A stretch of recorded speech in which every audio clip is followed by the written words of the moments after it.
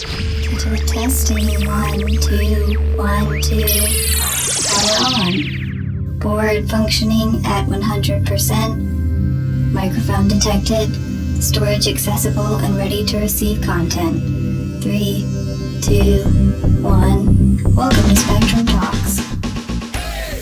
Welcome back to another episode of Spectrum Talks, everybody. Today I've got Dieter, Matt, Tyler, Shane, Riley, Bobby, Dustin, and Big John in the studio. And I think today we're just talking about autism. Oh my, where'd these boys come from?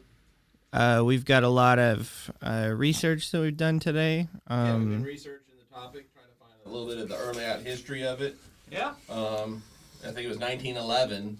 I can't remember the doctor's name, but he kind of came up with the idea that, there was something going on with the kids that he was observing, and he lumped it more into the world of schizophrenia than anything, and they kind of went with a treatment level in that direction, which usually meant insane asylums and stuff like that.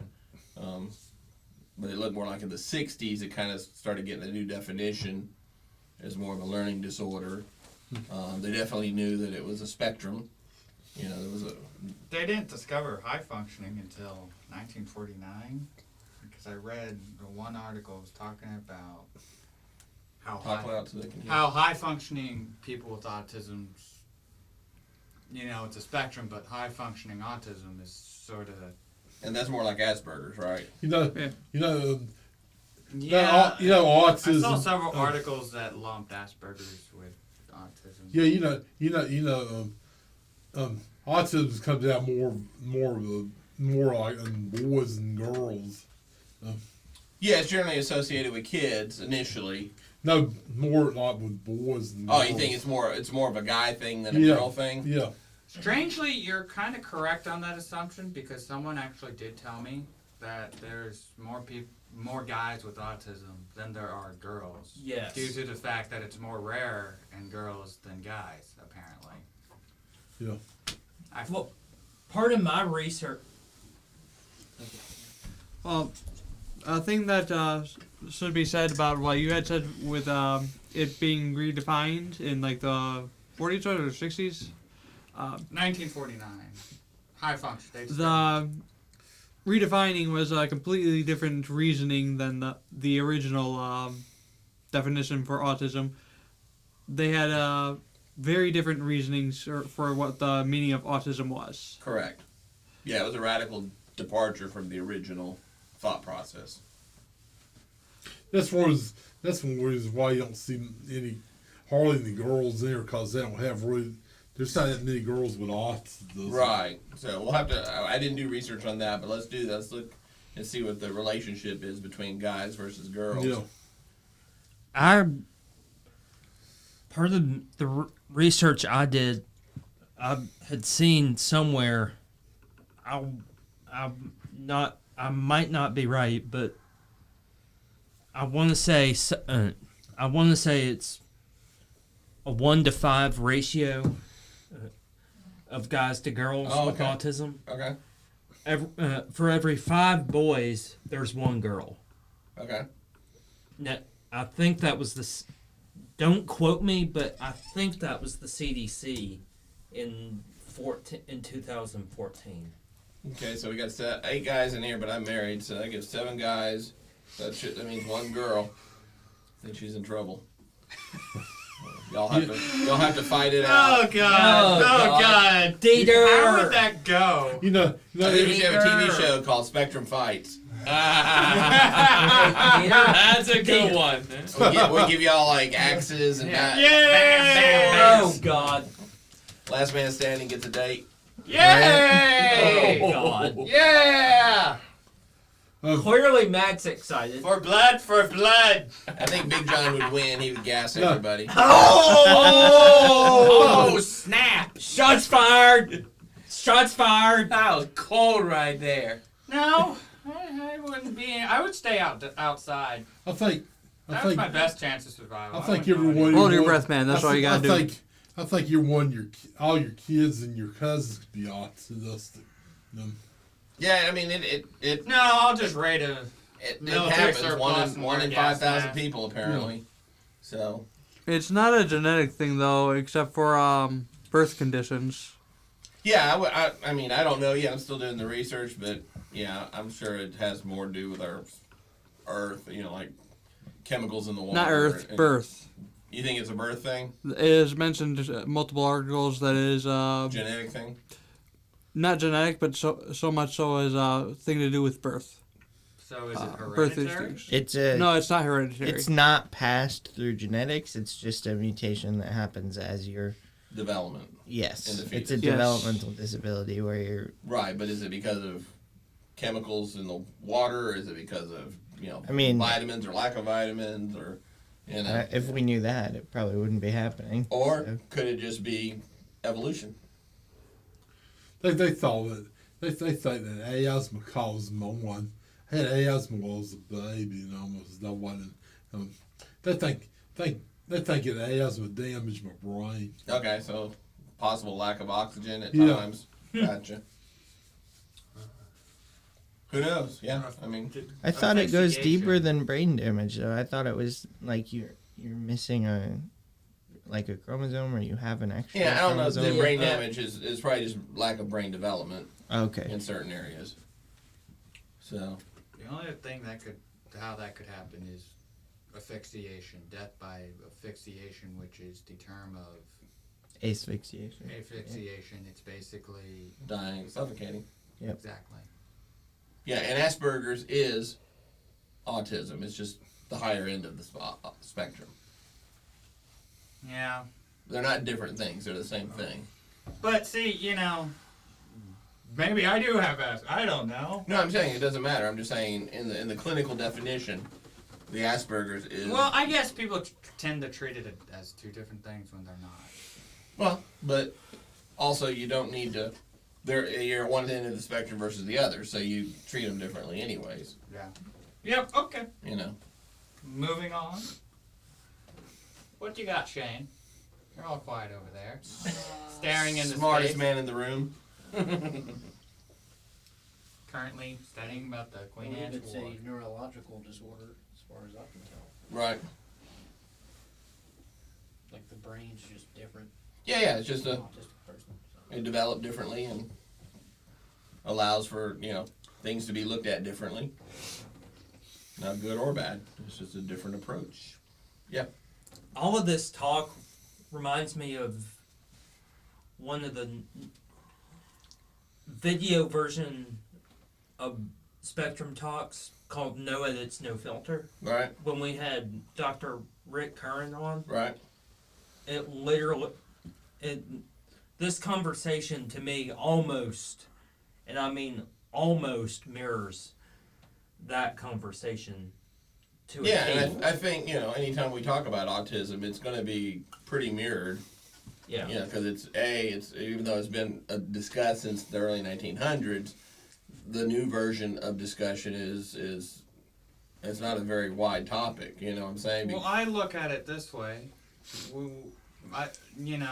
As more things about autism gets discovered, there will be more variables. There will be more like, wow, okay, so we got this wrong, or a whole new door just opens. That sort of happened when, people, so there was these now this has nothing to do with autism, but I'm trying to relate the fact that sometimes you discover things by just playing around. So a bunch of guys were playing around with, I guess, some sort of rocket fuel. And the teacher was like, oh my God, what are you doing? And they were, basically they were making rocket motors, liquid rockets. And instead of banning them, they sent them to a barn to experiment more. My point is, that has nothing to do with autism, but my point in telling that story is they discovered something by just goofing off. Yeah, and true. And anytime you get anybody with like minds in a group, whether you're talking about it or actively pursuing something, there's always going to be an opportunity for new knowledge to come out. Exactly. That's what I'm trying to relay. Us sitting here, we might come up with something that makes somebody's life easier just because we were suggesting stuff in a certain Introducing way, them and it to it. makes somebody else's light bulb go off. Yeah. Yeah. So Let me tell you guys, this documentary will be groundbreaking. They don't know what you're talking about. That's so. a joke.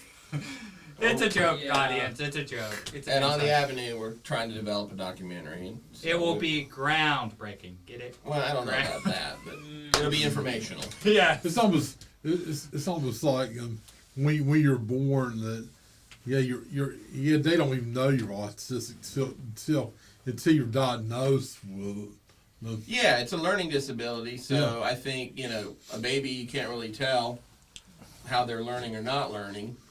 The youngest you could actually tell, it was stated as like 4 years old. Yeah, I mean, once you're trying to get somebody to talk or learn some skills, and that's not happening, then you at least have evidence to be able to, And then from what I read, it's just, it's all about learning. So some people learn slower than others, so it's just a matter of, having somebody work with you and, take the time or, point you in the right direction and help keep you on that direction. So I think it requires teaching just like anybody. I mean, that puts us all in the same group, And I know in some classes I took, I didn't get it, but there were people making A's and I was making C's. It's not just a learning thing, but also just a way you act, kind of. True. I'm definitely oversimplifying it. So,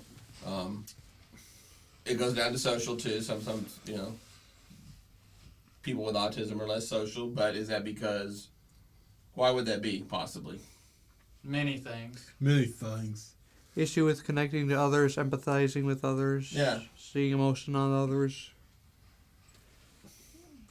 So is that something we can overcome, or is that something we most definitely live with, or most definitely you can overcome it. And how do we? It's hard, but you can overcome. What are ways to overcome? It's almost like your child isn't responding at an early age, Right.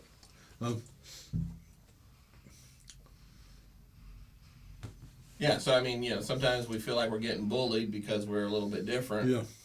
Well, or we're and in the world of kids, it's always cruel regardless, who you are. I remember many times just because I have a weird name, Dieter. That's not a normal name. People would make fun of my name, and I just ran with it. I made, I'd laugh with them, or I'd be like, "You're right, but that's my name. Get over it." So I think it's the same. I like the name Dietrich. I think it's real. It's a German name. I like it. There you go. Hey, Dustin, watch out. Hey, David. So I wanted to break down. So it could be number one. People with autism could experience people not being nice to them. That can contribute. Yeah.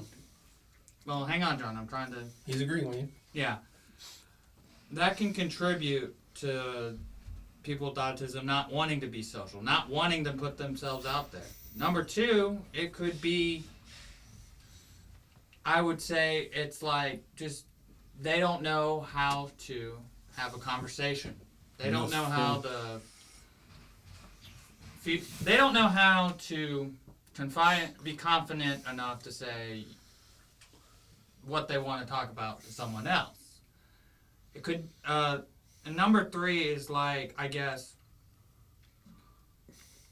I want to say dating. The weird thing, even though I haven't dated, but I think for some odd reason, dating. Since we're talking about social people with autism, has some part to play into that, because I think people with autism see as if they're outliers. They see as if they don't think they can find a significant other that has a disability that they would get along with, which is not true, but I think it might have a part to play, just a theory. And number four, I would have to say is they Why do they have to only be with someone that has a disability? Well, they don't have to. Exactly. They don't have to. Like, for me, I would like to find someone that doesn't have a disability, or if it has a disability. But my point is, I guess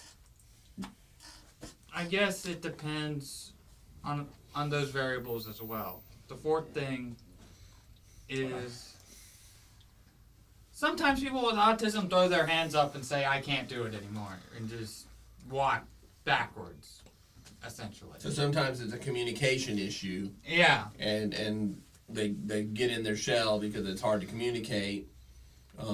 Yeah. So what are ways to, is it, do we need teachers and parents to help? Yeah, it's almost like some with autism. Yeah, with some of them like to touch others and all that. Well, to a certain degree, I still talk to my mom on a daily basis. It doesn't mean that, but I'm still learning to make my own decisions, which is getting easier, But I think in a year's time, I think I'll be totally I can make my own decisions. I know what I want, Because you're learning, you're trying. And Well, you're, I'm trying, I'm learning, and I'm pushing through every roadblock. If this brick wall is 3 layers thick, well, I'm going to bring a backhoe and destroy it. It's not like, no matter how hard something is for a person with a disability, I've learned that, it's worth trying to get through those because it's going to benefit later in life. Like, for me, keeping, how I say things, and even though if I don't mean like I'm being mean to somebody, but voice tone, for example. I have had times where I don't mean to sound mean, what I'm saying, but it comes across that way. How I talk, how I interact with people, and I think everyone does that to an extent. Yeah, it's just, I think that all falls under learning people, it's me in my 30s was a whole different person than me in my 50s.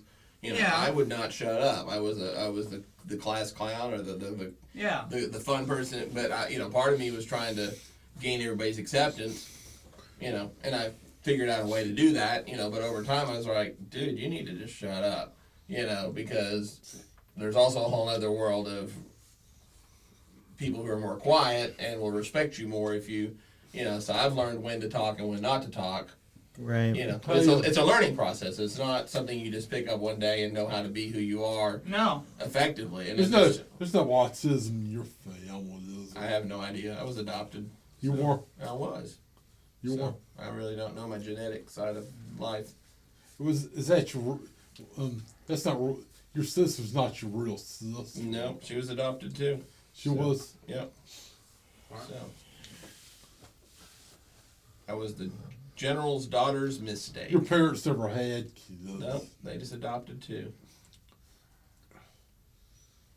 And also, for all the people out there, I guess, that are in a position that they know they have a disability and they're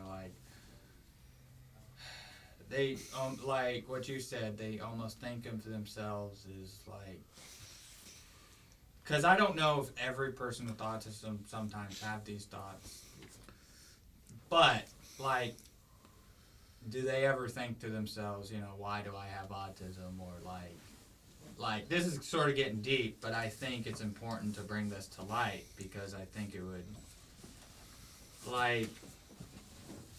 every person with autism shouldn't feel like that they're a failure or they should go on with their life, but from what they have failed at, they should learn from it. They should almost feel like, wow, I can approach this a different route. I thought I failed at this, but now I see that there's actually another way to get past it, and that would actually work. Instead of, I used to be like this person that's I wasn't really willing, I kind of sometimes wanted to take the easy way out, the easy route, and I think it's important to remember, in life, whatever you may be doing, if you have a disability or not, it's important to realize that you're going to fail, but the beauty about failing is you learn from it, and it makes you a better person. So that's all I wanted to say. And I think in the same breath as you were saying, like sometimes if you come across a big wall, you're going to figure out how to cross it. Not everybody with a disability has that ability to. They're just going to come to the wall, and that's the best they can do. Does it make sense? Not everybody has the ability to figure that out. So, Yeah. we have to work with those people to where they're at and help them just where they're at, and know that we're never going to scale the wall. It's just, it is what it is, and that's life, So that's why it's a spectrum for one My person. dad always says mind over matter. True. So, well, Dustin, your thoughts? You're being quiet. I don't have any thoughts. I'm just taking it all in. Cool. Taking it easy and enjoying Yep. it. Shane, any thoughts? I recommend marrying for money. Marrying for money? Oh! Random thoughts by Shane. Random thoughts by Shane. Amen to that. Wait. Well, Okay, on the I'm not gonna go there. on the same token, I can't believe I'm gonna say this, but a guy who dresses better than most NASCAR drivers has been quiet. That would be Mr. Tyler Scanlon. Yes. Oh. Our resident. Baller. What are you? Intern. Idol. Balling. Our baller. I guess Possibly has an NBA future. Teammate. That's a teammate. I don't know. I think that like the more that I've worked here and in high school, like one of my best friends was a guy who had Asperger's.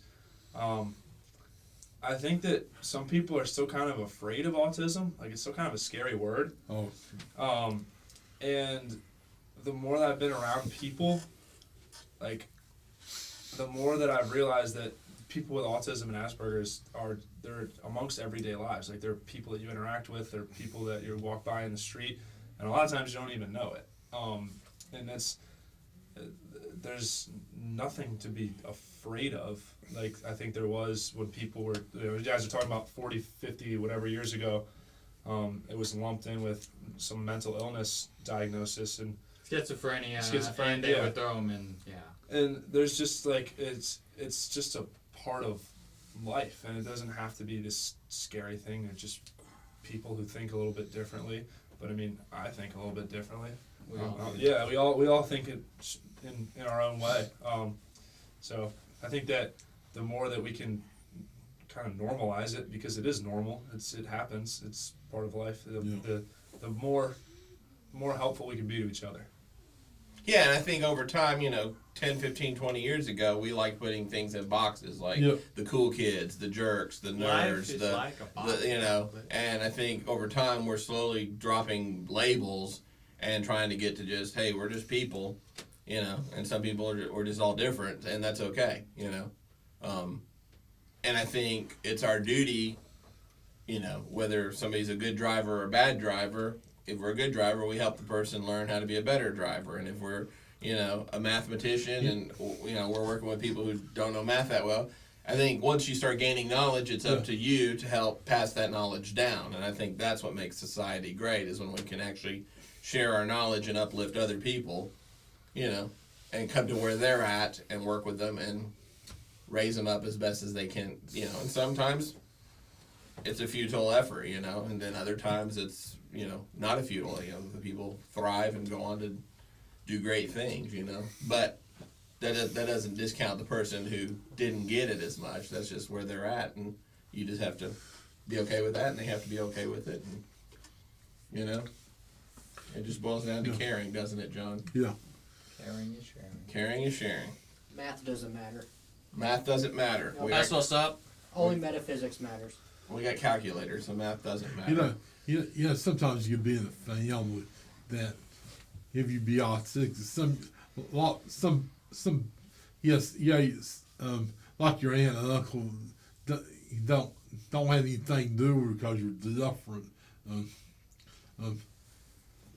It's just it would be bad. It's just bad. Your aunt and uncle don't have anything to do with it because you're different. Right. Well, and I mean, sometimes I don't know your particular situations, but I'm an uncle. Yeah. I'm separated by distance, so I could be a better uncle, but just because of the distance, and I'm not making it an excuse, I just don't reach out as often. I get busy with my life, and So, you know, do my niece and nephews think I'm a bad uncle? Maybe, maybe not. But so, I mean, it could be a scenario like that. I can't speak to your, you know, but sometimes there are just things that happen that don't allow for extended family to be as involved as one would want. Yeah. Right? Right. So you gotta, you know, and so in the same breath, Yeah. you could reach out to them and just say, hi, how you doing? Yeah. Right? Right. And show that you care. Yeah. And then if, you know, they say, hey, we're busy, try again, you know? So maybe that's a good thing to do. Call your aunt and uncle and say hi. Or you could write one of your emails. Yeah, or write